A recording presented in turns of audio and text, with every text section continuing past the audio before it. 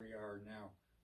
We now have the capability to embrace all of the features that used to exist, and actually, in some cases, able to do it with a simple turn of a knob.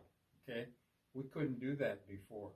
But one of the things that we did today with the new Angela-Gilbert stuff is you were able to say, wait, let me adjust a couple things and now see what you think about the sound. And for me, that opened up a world of sound that I haven't experienced directly before because we didn't have that capability. So I like the idea of being able to, as we were saying earlier, have it your way. It's like the Burger King of sound, right? Yep. So if you like this, turn the knob and see what that sounds like.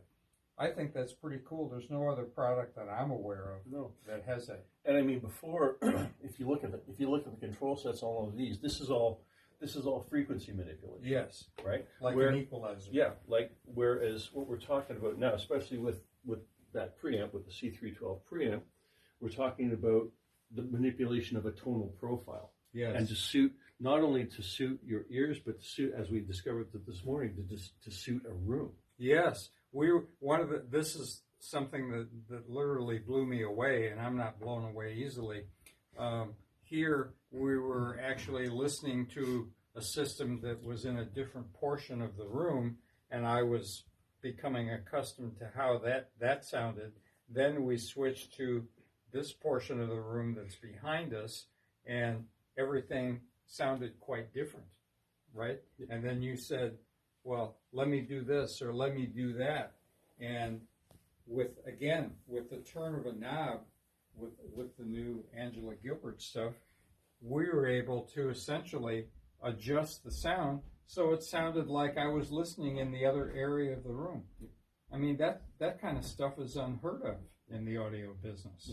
Yeah, it's a powerful tool. I mean, that we just kind of stumbled on that, yeah. Right? Like we weren't going for trying to make this listening area sound like this listening area. Right. But that's kind of we found we found a presentation that was comfortable, that you liked, that you enjoyed, right? And then we were able to replicate it in a different area, right? by using the control set on the C312. Right. So that was actually a real interesting moment from this morning.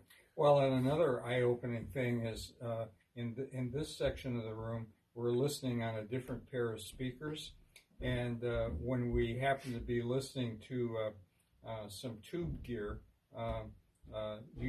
you had the speaker adjustments on the speakers themselves adjusted one way, yeah. And then I made some comments about the sound, and you said, well, let me do this, and then you readjusted. And what did that do on the speakers? Actually, we did two things with the speakers we were listening to. They have a setting for high frequency, so you can have a neutral setting, okay. A plus setting, and a minus setting. Right. The other thing those speakers have is they've got a damping factor setting, and there's a setting of 1, a setting of 2, and a setting of 3. Now, 1 is for solid state amplifiers. 1 is for actually dedicated for Class A solid state amplifiers, so that would be number 2. Okay. And number 3 was for tube amplifiers. So we switched it over to number 3. We turned the high frequency setting up to max, and we had something that was a lot more palatable to listen to. Which is now that's kind of cool because that leads us to the Angela-Gilbert damping factor controller, right? Because because we do have a device for. We actually have a simple device which is just a plug-in damping factor adjuster. Actually, so a damping factor compensator. And then we have one that's a full-fledged. We'll get it later. And then we have the full-fledged one, the damping factor adjuster, where it's a console and it's in a chassis, and you've got controls over both the positive and negative sides. So interesting stuff from this morning, but. Well, and one of the things I also learned is that when you're listening to some of the things, I think it's important to keep the listening session relatively short. And actually, if you're going to be listening to two different systems in two different areas, even listen to the same material, because then you'll have an actual idea of what the two things sound like. If you're going to listen to something totally different on both systems, you don't have a reference point. Right. So we use the same reference point in the two different areas with various components, and we were able to reach some conclusions. And I was literally blown away by the fact that we could recreate the same sound in two different areas of the room, and the amount of detail that I was able to hear in the Angela-Gilbert gear that we simply weren't able to get from the other system that we were listening to.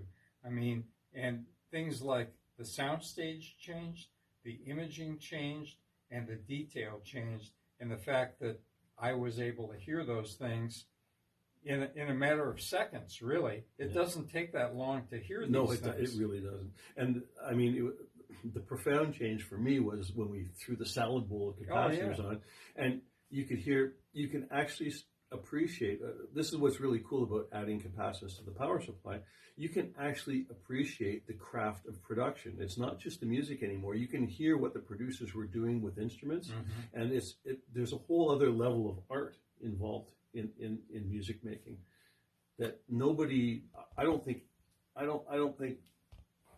90% of the folks who are listening to audio are really getting the production values out of their systems. I just don't think you can hear it until you get that level of detail. Well, it's interesting because the people that actually produce the original music, they hear it through studio monitors when they're mixing and whatnot, but they also have the benefit of hearing how it was performed by the people that performed it. Yep. Okay, and I feel that we were able to get that out of what we were listening to today.